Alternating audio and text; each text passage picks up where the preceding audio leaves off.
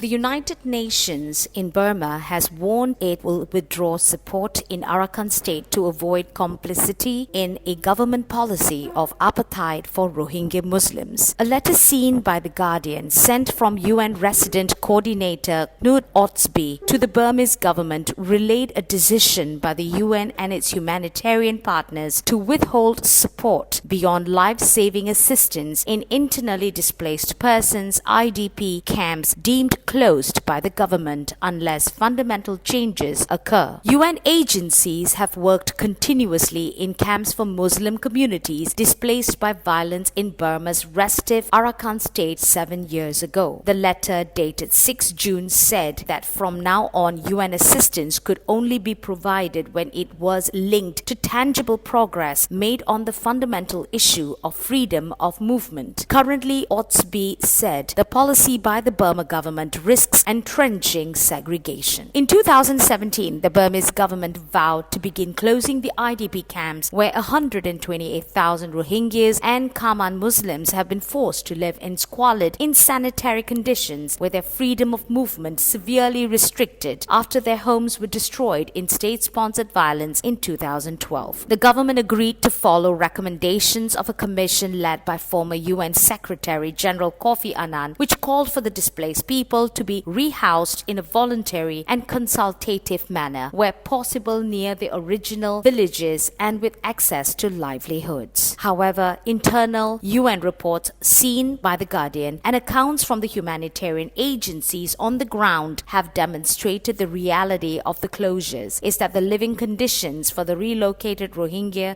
remain dire and virtually unchanged, with their basic human rights, particularly freedom of movement and access to livelihoods, almost entirely denied. The letter sent to Dr. Win Myat Ai, Burma's Minister of Social Welfare, Relief and Resettlement, pointed out that those in the old closed camps or newly built camps were still suffering the same indignities with no access to basic services or livelihood opportunities. Even the location of the camps has remained virtually unchanged.